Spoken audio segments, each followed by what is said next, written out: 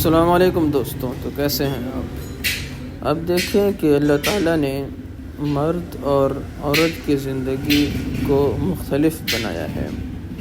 عورت کی فزیک مختلف ہیں، مرد کی مختلف ہیں، عورت کی ڈیمانڈز مختلف ہیں، مرد کی مختلف ہیں، اور اللہ تعالیٰ نے عورت کی بناوٹ کو مرد کی بنسبت کمزور بنایا، اور عورت جو کام کرتی ہے عموماً وہ اس کو مشکل نظر آتے ہیں، لیکن اس طرح کے کام مردوں کے لیے انتہائی آسان ہوتے ہیں، جس طرح مشقت والا کام، وزن اٹھانے والا کام۔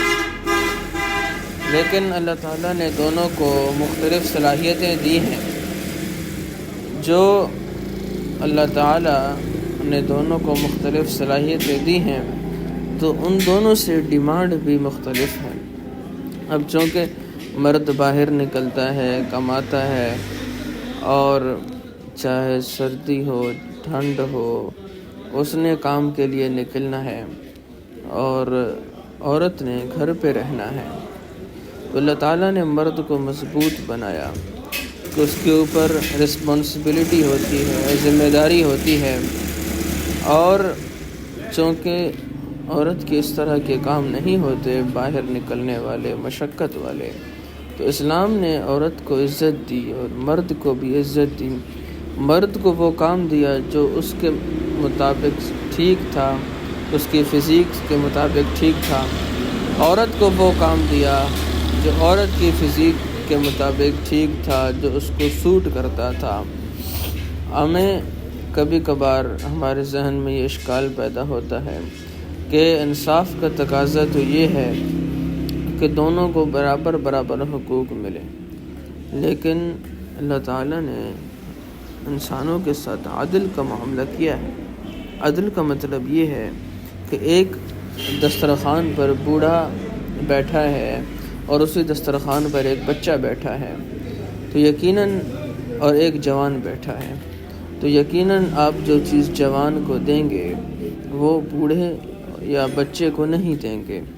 اب مثال کے طور پر آپ جوان کو آپ نے ہڈی والا گوشت دیا تو یقیناً بچے کو وہ نہیں دیں گے، اور آپ جوان کو چنے دیے تو بوڑھے کو وہ نہیں دیں گے، تو آپ بچے کو نرم غذا دیں گے، جوان کو سخت غذا دیں گے، اور بوڑھے کو بھی نرم غذا دیں گے۔ تو انسان سے اسی چیز کا تقاضا ہوتا ہے جو وہ کام کر سکتا ہے۔ اب اللہ تعالیٰ نے مردوں سے جو تقاضا کیا وہ تقاضا بالکل اس کی فطرت کے عین مطابق ہے، اور جو عورتوں سے تقاضا کیا وہ اس کی فطرت کے عین مطابق ہے۔ اسی لیے کمانے والا مرد کو قرار دیا گیا کہ مرد کمائے گا، عورت کمانے کے لیے نہیں جائے گی، کیونکہ وہ اس کی عزت کے منافی ہے اور اس کی شان کے منافی ہے۔